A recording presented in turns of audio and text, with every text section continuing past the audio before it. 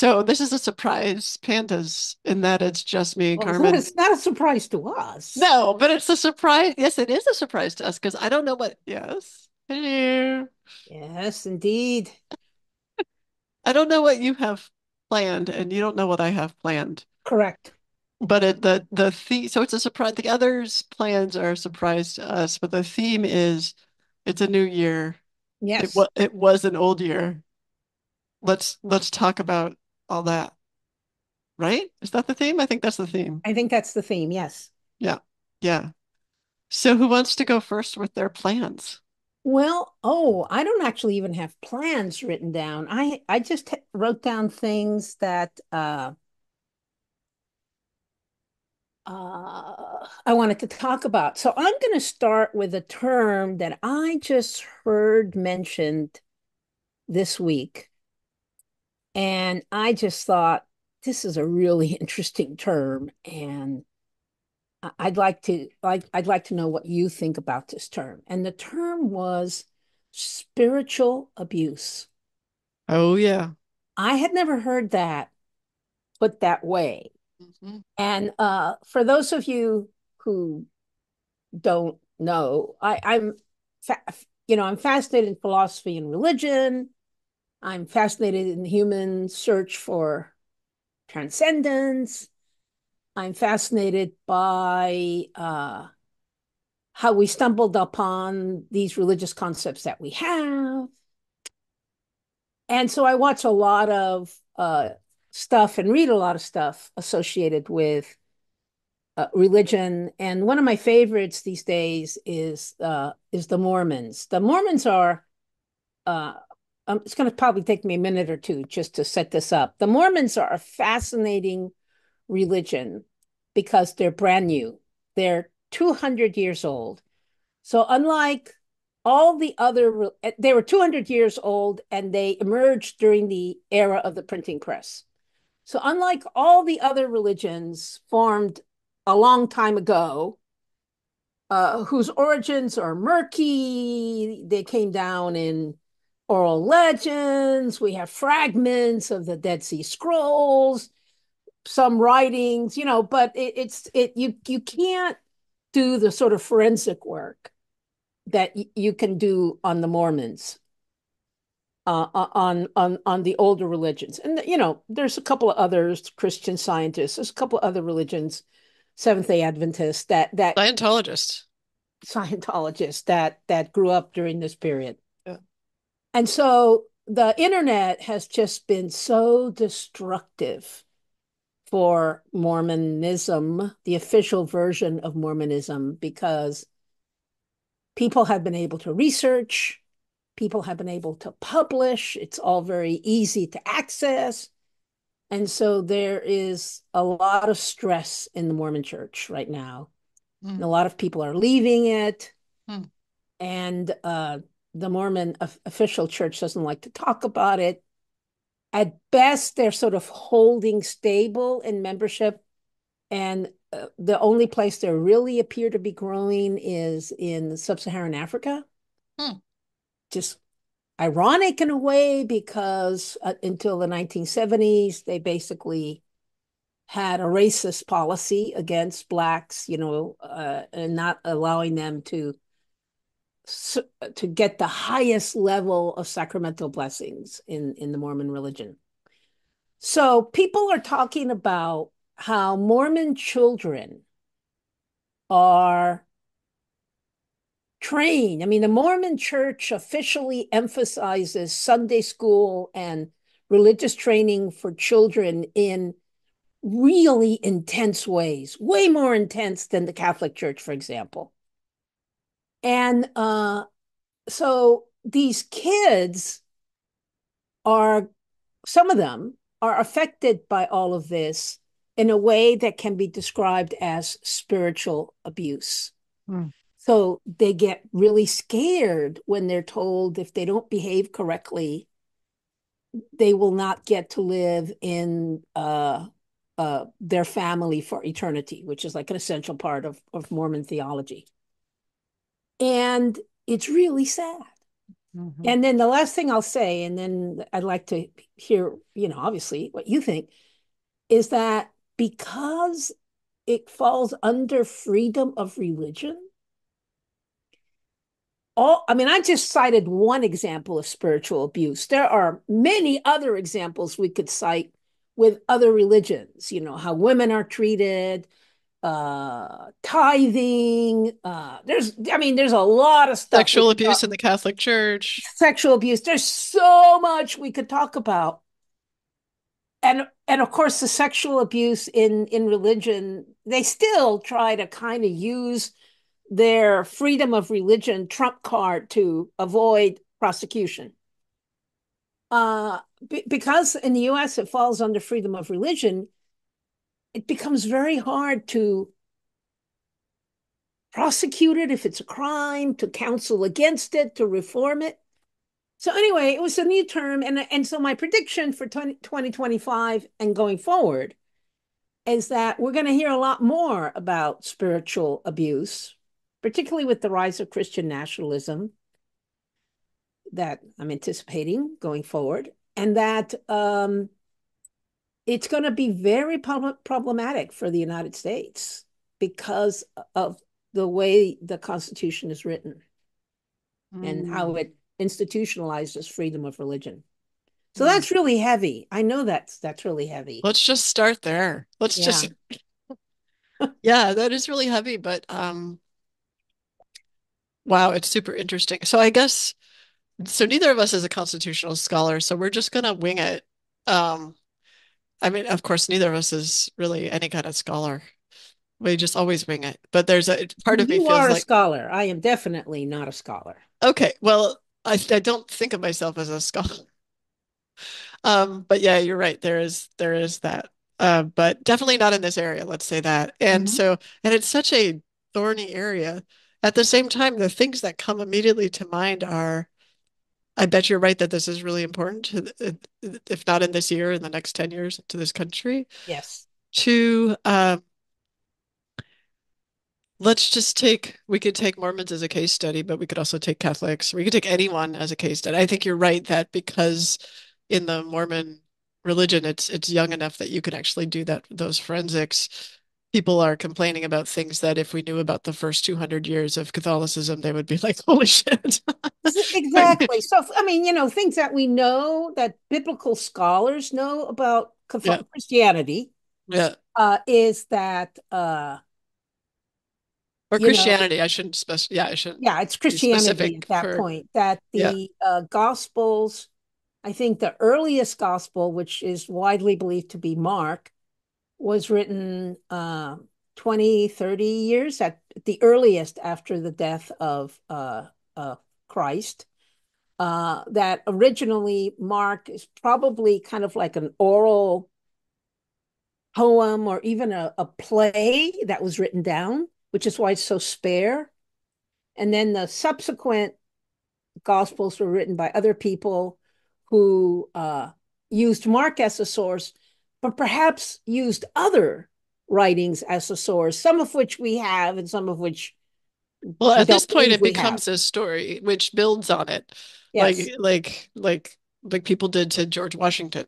Yes, Right, exactly. right. It's It's just the like he was same an thing. amazing president. We better tell some really good stories that may or may not have Exactly. anything, but they sort of amplify the message or the Right. spirit of the person without necessarily being true. So I understand that impulse. I have no problem there. I think that's how it's all done with everything, um, that people find important or compelling.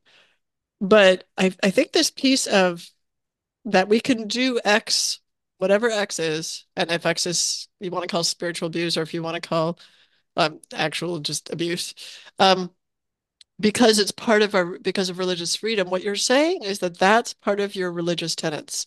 So like if we had a rule where okay, so you can do that, but you have to write down somewhere that in, whatever church or whatever temple, one of our religious tenets is we get to abuse children in this way. Like Yes. like literally like you have to claim it as that's part of your religion. And if that like for instance, cannabis for people who are Rastafarians is legal because that's really they claim yes, smoking pot is a big part of our religion, absolutely they claim it. And so it feels like culturally what's going to happen if that is the case, and that's kind of what happens de facto, even if it's not kind of a rule. What happens is people leave the religion. Like if the Mormons are, willing to say, like, yes, part of our tradition was that we did this, and they're not explicitly saying, but that was wrong. And, it turns out Black people aren't at some other level than white people. Um, then they're sort of implicitly saying this is what we believe in, and people will leave. And so I think it's like kind of solves itself, but I don't think the sort of I think it by making the beliefs explicit, like if But it, but right? yes, and Mhm. it's more subtle. Yeah, So it is common for many religions, not all, but many, maybe most, certainly Western religions, to say something like, if you don't accept our teachings, you will go to hell. yeah, yeah. The hell thing. People have said that to me, like within the last year. I have some friends who are very religious, and every once in a while, when I run into one of them, he gets into heavy conversion overload, and I just tolerate it. But it's very common for people to say, if you don't accept these beliefs, you will go to hell. It's one thing to say that to a 70-year-old woman. It's another thing to say that to a 7-year-old child. Yeah, yeah. Now, I don't think there's a religion that will say officially, well, we don't believe in the hell thing anymore. Um, Well, the Jews never did. I mean, so I like know, yeah, this but is a yeah, Christian thing. it's a And Christian thing, I don't even think exactly. it's a Muslim thing. I think it's a Christian thing. Well, Yeah, no, but well, I don't know much about yeah, Islam. and then again, you back to biblical scholarship. Who said that? When was it said? Etc. Yeah. Um, so that's a form of, I would argue that that is a form of spiritual abuse. It is spiritual abuse. Well, Hmm. I'm going to drop the spiritual. It is abuse to tell a 7-year-old kid anything in that category of sort of absolutist. If you don't do X, you're a horrible, horrible person, and consequences will Okay. ensue, right? Counterpoint, Yeah, counterpoint. counterpoint. Yeah. It all depends on how it's delivered. So, Yes, yes. right? So if you could also say it's abuse to give a child no boundaries and say there are no consequences for their actions. Exactly true. And So it's so it's it's it's it's nuanced. yeah, it's really hard to figure out how to raise kids culturally Yeah, and in a family. Like it's really friggin' hard. And so I think people stumble through it. And one solution is the religious solution, which says like, we're just going to frame it in this really simple way. And that's going to be what we do. And just yes, like, don't do that because even though you can't see it right now, there's this future consequence right, that, because maybe maybe no one catches you, but like God sees all, right, etc. right. And it's like, and there's a certain way mystically in which that's true. Like the mystics talk about how God is inside of us and does see all because we see what our thoughts are, right? So through us everything is observed. And so if it's taught in a way that's like, see, because it's the way it's taught, right? So if it's taught in a way that's like, look, what really feels good and what puts you in a state that you could call heaven right now.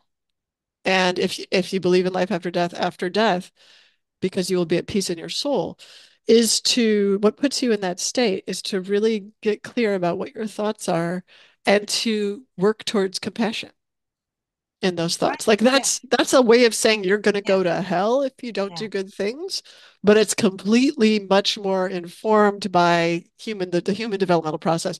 And that, good on the, I have to say, good on the Jews for figuring that out. And inventing, basically clinical psychology. Sorry, I just have to give a No, plug no, to my no, people. no, no.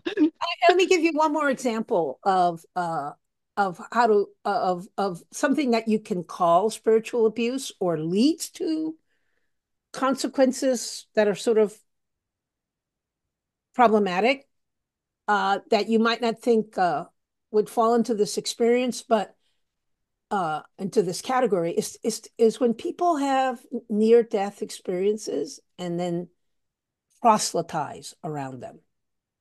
And Yes. Like I there know what are, happens after death because this is what happened to me, uh, oh, okay. right? Is that what you mean? Yes, exactly. Yes. I thought you were Yes. talking about yourself, but yes. No, Yeah, no, like people say that. Like this happened. they, It's like I know what happens on Thursdays because this is what yes. happened to And me on so Thursday.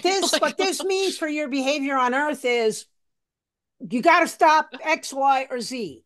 yeah. Now, I even know somebody I follow who actually says it should be illegal to ever say that I had a near death experience and God told me this.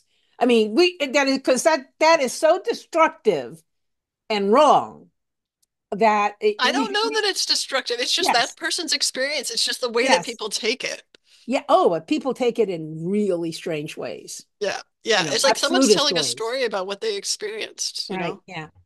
Um, Anyway, we could keep yeah. talking about But this see, but topic. what we're really saying is, well, we can't, but when we get to the base of this topic, it's about, it seems to me, how do we sort of implicitly use power to try to get people to do whatever it is we think is the right thing? And we use these sort of levels of power that You're we've created. you are spot on. That's what we're talking about. And Yeah. that's a really good topic for trying to Mhm. understand the next year and the past year. And, oh yes, and I think it's gonna, as I said, I think this is gonna become more intense. And I think it's because of the governing structure of the United States. It's a particularly difficult topic for Americans. Yeah. And I just want to correct something I said, like there were lots of contributions towards inventing clinical psychology, and Jews definitely don't have it all figured out when it comes to compassion, obviously. Uh, no, but they have a tremendous wisdom tradition, which Yes. I still don't fully understand. Apparently I don't. There, no surprise there. Why would I even expect to fully understand it? But uh, yeah, they have just a tremendous wisdom tradition. Okay, so I think, thank you, I agree. I think that's true for many mystical paths. If we think about religions as mystical paths, they make a lot more sense to me. Um, I have as a note of a thing that came into my mind to talk about, and I think this is somehow related in a way that Good. I don't Yeah. don't currently get. But I want to talk about um, like genius. Um, Mm. like my feeling is like I'm surrounded by geniuses, and I don't mean, wow, I'm surrounded by really smart people. I mean, I'm surrounded by people who can access genius, who can access unique from each other, so unique to themselves, um, skills, and they pursue those skills, and they pursue those interests, and it's such a blessing. And so like and then there's a piece of it where it's about men. So like I'm thinking today I was thinking of okay, so it's gonna take a minute for me to set this up too. Yeah. So Context, right. yeah, right. So I'm walking home from the gym today and I'm thinking, oh my gosh, what are people complain about, everything all the time because the world is scary and things are in fact hard. That's true. And what are the things that had to exist so that you and I could have this conversation right now? I mean, if there's any, you often ask guests on Pandas, do you have hope? And if there's, right, do you still have hope? If there's any hope to be had in the future, it seems to me that we have gotten to where we are. And I don't just mean technologically that we could have a Zoom conversation. I mean, I could just as well be at your house, except I'm working on this paper. But I mean that two women over the age of 50 can have a serious conversation about whatever comes into our heads, that we have the time and leisure to do that, that we have things that do come into our heads, that we allow that space to happen. Um, what are the things that had to happen for that to happen? Because that is a blessing, not just for the women, but just for the world to hear from a whole new group of Right. people. Right. And and who are the men who support that? Like just thinking about how like how culture shifts and how structures shift. Like men have had to support that in the last 500 years for that to happen. Yes. Men have had to because, you know, otherwise women are at the mercy of men still, right? And at the mercy of our physiology in a way, right? So we had to have birth control. Like right now, if I had more than one kid, I doubt that I would be having this conversation, Right. Right. right? So we had to have birth control. We had to have the capacity to marry and divorce. We had to have, we had to be able to vote so that we could vote in people who could support um, women being able to function in society in a different way and own property, et cetera. I mean, there's an incredible number of Everybody changes. has to have leisure, Yes, extra time, time that yes, does not have to be devoted to survival activities. right. And so the labor movement had to happen, and also capitalism. In our case, in our country, had to happen, and in many other countries, that really helps the plight of women.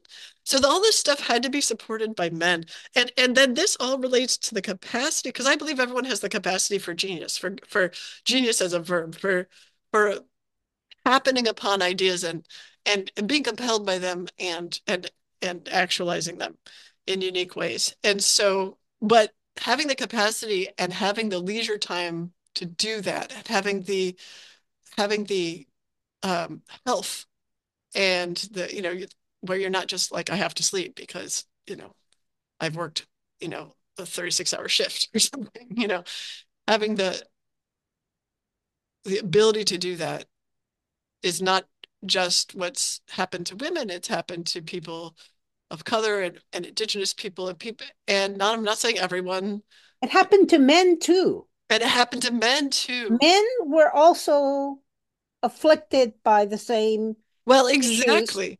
And that they still prevented are. them. And everyone still is, but unless Right, a lower amount of the population because of things like labor laws and because of right. things like capitalism. So so I guess what I'm getting at is how is it that so I sort of just want to talk about the men in my life who are supporting me right now. Mm-hmm. And then also kind of want to talk about how, like, what ways can we help men? Because I see the incoming administration in the US as a very male, like conceptually very male type of administration. How can we help men see that how much they free themselves um, when they free others? Yeah, I think that's hard. One of my learnings from my rebel at work identity and trying to be a change agent is that change is a personal experience. Change doesn't occur because I talk at you. Yeah. Change, I mean, my talking at you and perhaps seeding a couple of ideas in your head through a conversation can be helpful, but all that is kind of a seeding. Oh, I don't Change, want to say like you should do this. I yeah, agree. change is something Yeah. that happens to you Yes. as a result of experiences. Well, exactly. And And I'm wondering if we could provide an experience of gratitude for the men in our lives who support us. I mean, in other words, instead of saying like, hey, you should be like this, but just say like, hey, here's an example of these amazing well, I mean, supportive men. and to build on that, phrases like toxic masculinity are not helpful. Well, they sure They aren't. don't, they're not going to lead to betterment. Well, Uh, also this whole general like polarization of the like there's this manosphere, now there's a femosphere, and it's it's like what you guys, people, I mean, this it's is how is it helpful? it's not helpful at all. Split off half of humanity? But people have these experiences, and maybe once or twice in their life, this experience leads them to something that you as a person think what is a pretty fundamental change. So I during a recent Panda, I talked about how I had a period of time when I realized that neatness was not all it was cracked up to be, and I sort of purposefully became scruffier. And that was 50 years ago. And now, so that's one that I can point to. And now, as I enter, my 70s, I find myself to be much less aspirational than I was 10 years ago. And I don't know if it's permanent, but I think it could be. And that might be the second other big sort of attitude adjustment I make in my life, right? So I think I can point to like two. Two men who are supportive? No, no, no. I'm not talking about men at all. Two You're talking about attitude. changes. You're talking about I'm the talking underlying about thing. attitude adjustments. How Mm-hmm. many big changes are there, Mm-hmm. people? I mean, I don't think we want people to completely change their worldview every 5 years. I think that would lead to a very odd society, Oh my God, no, but no, makes I'm for a wanting great little science fiction short story of a society where the whole value structure just turns on a dime. I find that interesting concept. that is an But interesting concept. And sometimes I feel like that's what the left wants, and sometimes I feel like that's what the right wants. And so I yes, sort of think they want their team to always win. And it's like, yes, and yes, so that's actually my point is that I get really frustrated with this idea that we live in a democracy. And so we're supposed to, I mean, in my worldview, we're supposed to rally behind whoever wins, right? I mean, in other yes. words, we don't want the next 4 years to suck. That's Right? We correct. want the next 4 years for our country to be amazing, regardless of who's president, Yeah, right? I agree with that. But if you're a team, if you're one of these like teams, like this is my team lost, and I'm just going to make it miserable for the other Yes. people, like that's making it miserable for everyone and Yeah, and yourself. yeah, at least in my lifetime, and it may have happened. I mean, clearly something like this happened during the Civil War. Yes, When Lincoln won, the southern states said, "That's it, our team lost. We don't want to be part of this anymore." right. And that's changing.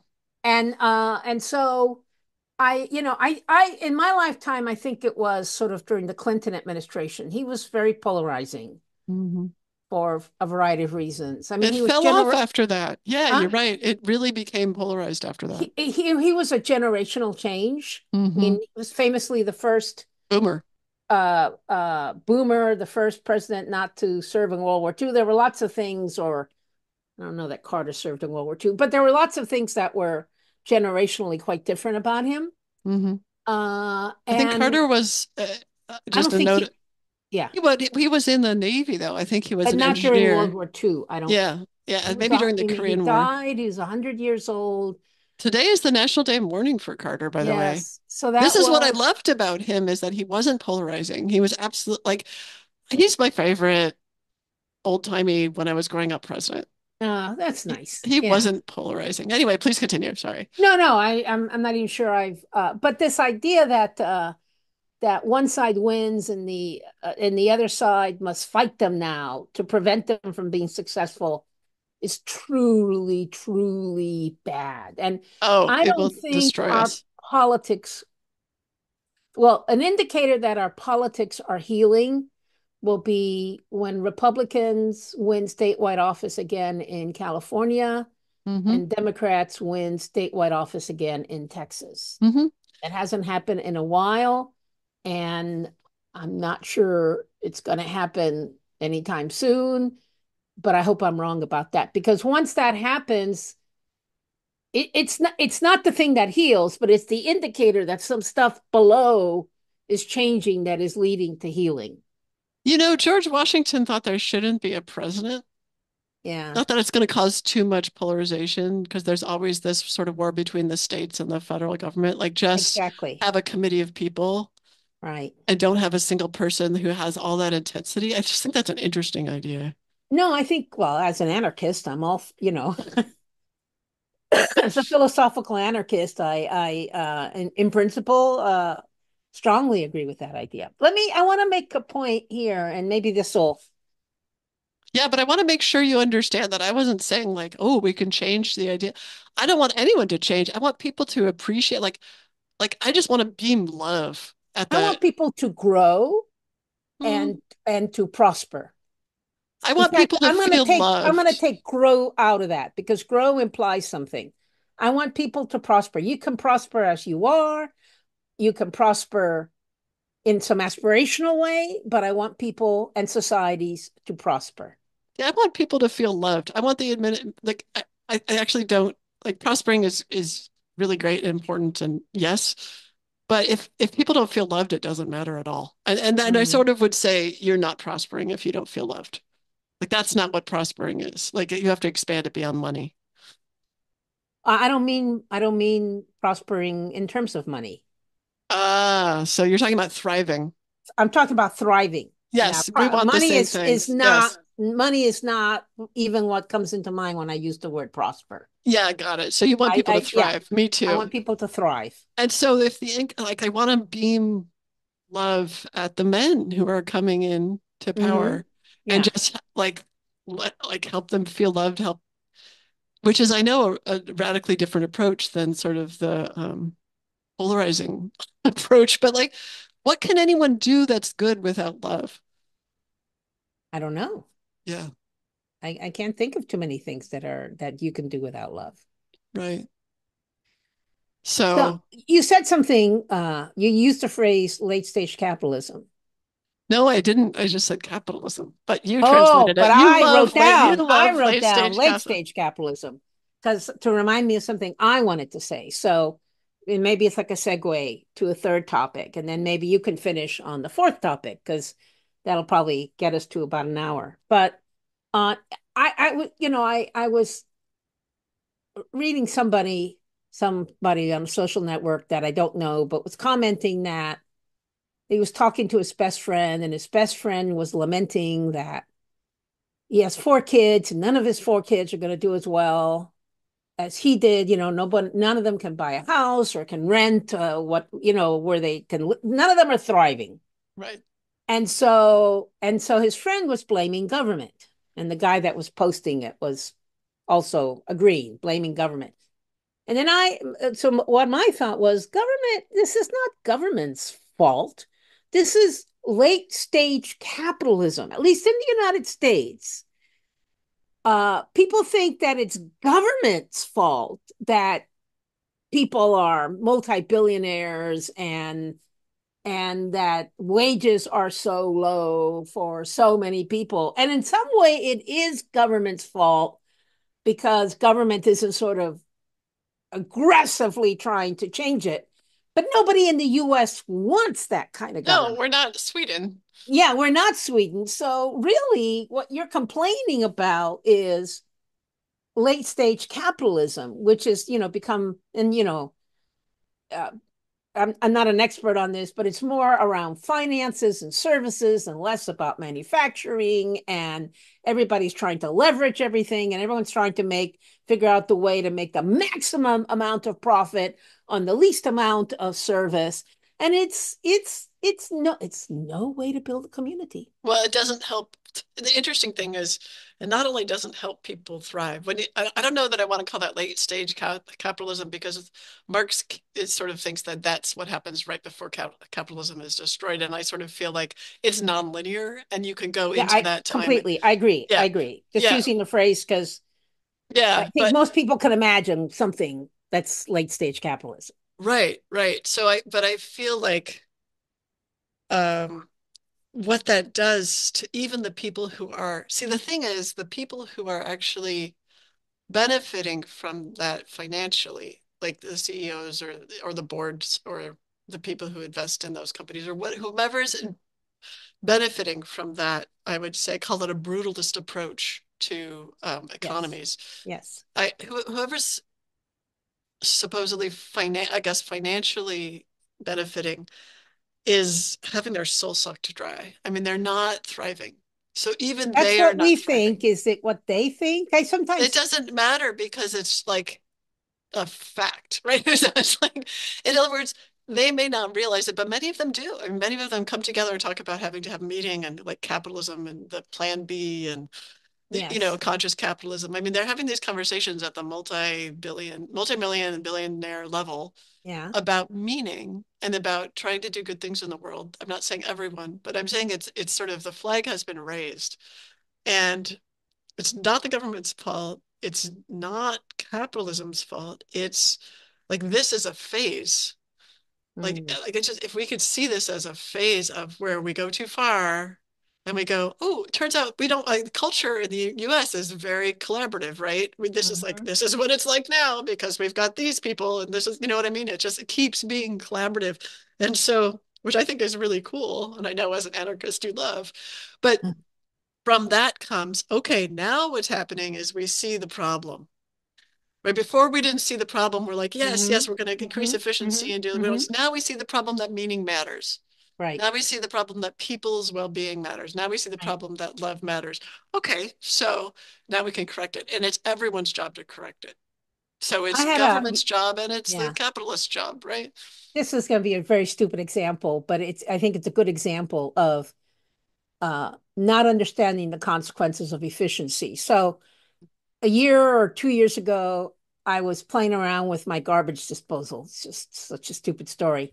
And I turned it on and it ran for 5 seconds. And I went, oh, do I need to really let it run that long? So I started running, just like pressing it in for a second and letting it go. And then, of course, finally it choked up. The mechanism is not built. The mechanism is built to wind up, engage, and then wind down.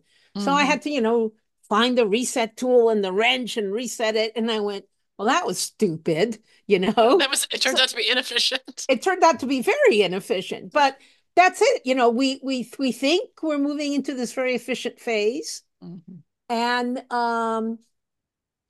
which is was what the internet was. I thought, I was sort of an evangelical about the internet 25 years ago. I thought it was going to lead to a great world. It has led to many great things, but the consequences were never really appreciated at the time, and they're still unspooling. Yeah, yeah. And that doesn't mean we shouldn't have created the internet. So it's like life is this series Exactly. of right. Life is this series Yeah. of corrections. Even an individual person's life, you go through your teenage years and you think, ah, now I've really learned some things. Yeah. And then you get in your 30s, you're like, oh man, I didn't know anything. And as you keep going every decade, you're like, Life is oh, short periods of neatness interrupted by long periods of scruffiness. Or it might be the other way around. It probably is both, alternatively. Uh, Long periods of neatness interrupted by short but intense moments of scruffiness.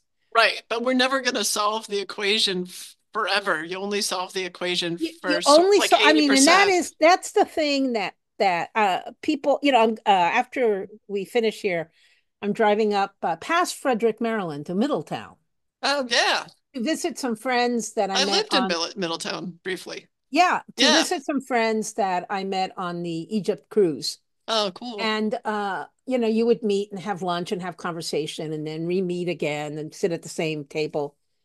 So the second time I sat at the table with this couple, the man, Kevin, said, "Oh, Carmen, you depressed me so much during our previous lunch." And I went, "Oh." And he goes, "Yes, it was very depressing when you said there are no solutions. I knew you were right, but I did not want to hear it." And This is what I think of as the relaxing approach. yes, We yes. talked briefly about this because that's such a great statement that there are no solutions. And to me, I find it very relaxing. And I think it's Um, the economist Thomas Sowell, may not mhm, have that completely right, who I don't know. has the second part of that formulation. There are no solutions, only trade-offs. Yeah. Yeah, yes. My economist friends would be, they seem cynical because they're like, well, that's good, but what's the trade-off? Yeah, exactly, Nothing can be exactly. actually good. Yeah, yeah. The truth, the truth is relaxing. And the truth is that, I mean, it seems to me that the truth that's really undeniable, or at least hard to argue against, is that human beings haven't figured it out. And I don't, you can argue about whether we will figure it out, but I don't think you can argue that we have figured it out. No, we have not. I think there's just no way you could argue that. We've figured out some things work better than others, but we haven't gotten it all figured out. And so, like, there's so much compassion there that comes up, right? Because it's like, I don't care who you are. That's another thing I loved about Jimmy Carter. His approach was very scientific as an engineer. His approach was like, we're still figuring it out. Did you read that statement he wrote about on the Voyager? I think it was Voyager. No. Oh, You know, that they went out said, to the yeah, universe. it's something like we're on this planet. We still don't know what we're doing. We're a bunch of nation states. We're like we have wars with each other, but we think that maybe someday we can move towards peace, but we haven't got it figured out. It's very he was called arrogant, but in fact, I think that's a very humble way to look at No, things. I don't. I actually don't think of him as arrogant, Me neither. but He yes, had a very philosophical point of view that was probably absolutely. not accessible. Yeah, absolutely. All Yeah. right. Is that, So are we we have, ready for the third thing yeah, I think that's or everything. fourth? So what's our fourth thing? I brought my mystical tools. I brought my love poems from Oh, God nice. and Yes. my Hebrew cards. And I thought we would do a reading for the new year, Oh, like I an love it. I oracle love reading. it. I love it. Okay, Yeah, very good. cool. And then the last thing I wanted to do, with your permission, just for fun, is read my husband's New Year's resolutions. He's sort Oh, of a I love humorist, as that. you know, Yeah. and they're hilarious. Okay, so the first part of the I made this up this morning. So the first part of the oracle for the new year is to thumb I'm through this looking up book. something that I might contribute to this conversation, but keep going. Excellent. Thumb through this book, Love Poems from God, Daniel Ladinsky. So he translated 12 wonderful mystics across traditions, except for his. So no Jewish folks, but he was an excellent translator. So I'm going to just thumb through this and find a poem that speaks to the new year and without looking. So here I go. And then the cards will we can help sort of translate that. I love serendipity. Okay, here we go. Now there's two sides of the page. Carmen, left or right I, side? I need to concentrate, I realize. So, Okay, as I'm looking at you, your left hand is holding the start of the book, this correct? is my left hand. So let's go right. Okay, okay. It's a short poem. Who's it by? Hold on, I have to go tell. He put some of these chunks, and so you have to go back and look. It's by Hafiz. Ugh, Hafiz, phenomenal um, Muslim poet or Hindu, Muslim. I don't know. I don't know either. Okay, wherever you may look, poet and mystic, wherever you may look, wisdom is so kind and wise that wherever you may look, you can learn something about God. Ooh. Why would not the omnipresent teach that way? Ooh. That's it. Yeah, that's the whole poem. So That's kind of, wisdom oh, is so kind and wise that wherever you may look, you can learn something about God. Why would not the omnipresent teach that way? that's perfect. I mean, it's That's beautiful. great. I love it. Okay, so that Beautiful. suggests that the new year is about inclusion and Mm, learning from everything as right, if it is an offering from God. That's awesome. right, right. Okay, then let's go to you and then we'll do the cards. I haven't found it. So, and I realized that I didn't want to be distracted. So you go to the cards. Okay, After so you these do are the the cards. resolution from Brooks, I will Oh, cool. perhaps perhaps find this. But My cards are so these are the Kabbalah deck cards. I don't know if they're still available. Mine are so dirty. This is what they look like. You can, unless you know, I've used them for like 20 years. I love the dirtiness of them. hey, why would they not be available? They were I don't know. controversial or The guy who wrote them died. They might have uh, gone out of print. mm, Edward Hoffman is wonderful, sort of mystical translator. So they have all the Hebrew letters on them. They're not like tarot cards. They have all the Hebrew letters on them, plus the Sephirot, all the attributes of God, um, that are also believed to be in people, all the different attributes that are kind of paired into opposites. And so what I'll do is I'll choose two, one for to describe last year and the relevant piece of last year to this year. So that's that card. And again, I'm not looking at them. And then here's the one for 2025. Okay, so the one for last year is, you can hardly see this, but that's the Tet card. yes. So Tet is the Hebrew letter, like T it begins most famously tov, like mazel tov. Mm. Um, Goodness. It also is starts the Sephiroth, which is so hard to see. Sephiroth, which shaped sort of like a U. The Hmm. Sephiroth for Tiferet, beauty and illumination. So goodness within it. It's almost shaped like goodness is hidden within it, like almost like a Yeah. vessel. So that's 2024, that goodness is within it. So these are all my interpretations, and so therefore they're going to be very hopeful. But goodness is within 2024, and then 2025. Ah, um, hey, this is the letter like a P. Yeah. It looks like a mouth with a tooth in it, I see that. I can actually see that one a little better. and it's associated with Pirkei Avot, the words of our fathers, the idea of the mystical words of our fathers. So the idea of that speech is important. The words that you say are important. They make action in the world. Words make action in the world more than we understand. Oh yeah, vocabulary is huge.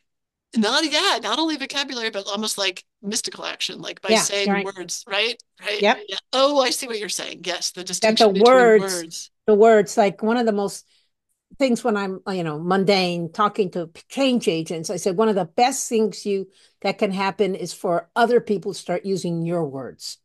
That's an Uh, important indicator of progress.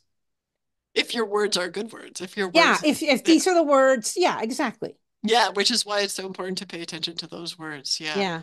So this is the year of words, the year, and also pay can be a reminiscent of a doorway. Some people think of it Okay.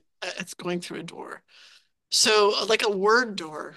If you think of 2025 as a word door, how can we use our words in ways that really support the goodness that was sort of hiding out from last year and support that into going into a really blessed year? So that's my mystical Very oracle. good. All right. Did you Okay, I find your think I have thing? them written down now. Okay. Some of them. So there's an Egyptian god named Mot. Yes. Do you know who Mot is? No, but that's a French word for word. Maat. Oh, I was thinking MOT, like No, mot. no, not Mo, Yeah. or however you say that. Yeah. So it has there's a long list of I don't know, it's Oh, not yeah, that can come. That doesn't yeah, come through. Yeah. declaration anyway.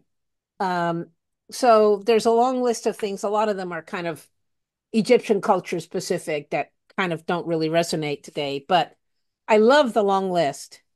And I'll send you this picture so you can post it Oh, in the cool. show notes. Yeah. But Okay. some of the kind of state, these are the things that you had to confess to get into the good part of the afterlife in Mm. Egyptian culture. So, and I love these. I have not made anybody cry. Oh, shit. I have not been an eavesdropper. I have not acted hastily without thought. Oh, I have not closed my ears to truth. And I mean, I was just doing it as quickly as I can. There's at least five more that are beautiful. so that kind of went full circle. That comes right back to what we started with is like what a better approach to telling Yes, people like you're gonna be in big trouble and be separated from your family if you don't do these right. things instead of like could you vouch for these things for yourself right now? Can you vouch for this for yourself? Right. Right. And the I have not the one I think the one that affects me most emotionally is I have not made anybody cry. Yeah. I think that's huge. Yeah.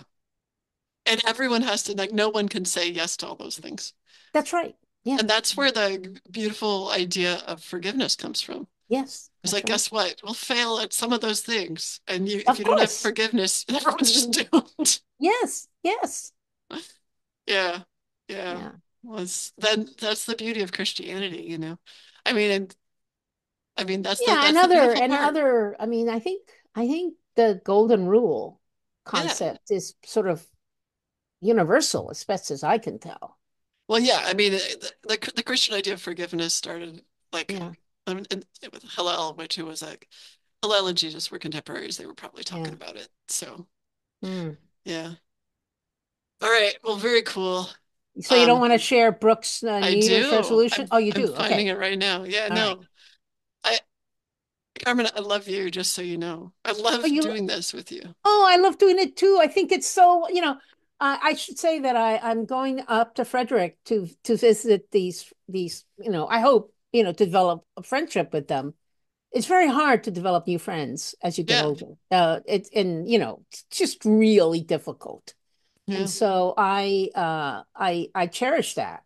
And so Yeah. I consider you a new friend or not Yeah. an old new friend, but Yeah. Our and friendship I is like four also and a I half years really old. Yeah. value the fact that you like to talk about the things that I like to talk about, which is kind of in the circles I have run in, not so much the circles you have run in, but in the circles that I have run in, I haven't found too many people that have as much of my exposed whatever you call this side as I do. Yeah. You know, Yeah. Yeah. it's peculiar, Well, those all those circles are Like intersecting. there's somebody who did a comment on one of the recent pandas that I have to respond to. She did it in Spanish, and I don't quite understand where she's coming from, but that she's raised her child to act with integrity. Hmm. And can you really be that way and work and be an agent for the CIA? She uses the phrase agent, which of course immediately tells me that she doesn't know what the heck she's talking about Right. because and well, I don't need to get on that horse today. But I think your point is that these worlds are intersecting more and more. Yes, that's right. Mhm. That's Yeah. right. Yeah. Yeah. That's part of pandas. So I think I sort of saw these resolutions on LinkedIn. Did he post them on LinkedIn? Am I right? Yeah, I Yeah, yeah. love them. All right, Okay, so so go my ahead. husband's like he calls himself a change jester. He's a humorist creative. 2025 New Year's resolutions. I'll post a link to this on the Yeah. show notes. One, check out all the books from the library. Start Oh, my own yes. library. Yes. Two, make a list of 10 impossible things. Use it to line the cat's litter box. Three, be myself, even though it's not enough. I love that jab at the new age world. Four, get better at recovering from broken resolutions. Five, bring more mayonnaise into my life. That's Six, admirable. yes, I agree. It's really my favorite one. Six, resolve conflict with the idiots. That's going to go well. Seven, finally see my back without having to look into a mirror or at a photo. Eight, make time for what's his name. Nine, take one step towards God despite the restraining order. That's a good one. I know. And the last one is purchase aggrandizement. Mm, those are great. Yeah. You should So, put in the notes how people can follow Brooks on oh yeah, I'll stick his Instagram, profile. LinkedIn, other Yeah. places, perhaps. I don't know if he's on Instagram, maybe. Oh, he's on TikTok. Yeah, I don't know TikTok. how That's many where of our he is. listeners are Yeah, allowed to have yeah. TikTok. Well, anyway, so we should thank our listeners for Yeah. listening and watching us. And if you watch us, subscribe because we would like that. But don't think that by not subscribing you'll make us stop because no, that's not going to There's happen. nothing, there's nothing that's gonna stop us. Exactly. I don't even ever notice who subscribes, so actually it doesn't matter. Exactly. All right. All right. Well, lots of love, Carmen. Let's Yeah, hope this New Year's igualmente, wonderful. as we say in Spanish, and Oh I'll send you gosh, that your picture. wave is just like queenly. Oh, Wow. this is my England uh Ah, team, probably rugby, the yeah. English Rose, which I got when I was in London 35 years ago now. But I love to Oh. wear it. And is that how you were taught to do this when you were in Well, London? that's how the Queen does it. I don't know. Yeah. Queen did it. Sort of like vaguely like she's washing a window, but just Yes, gently. yes, exactly. Yeah, yeah. All right. Love All you. right. Take Bye. care.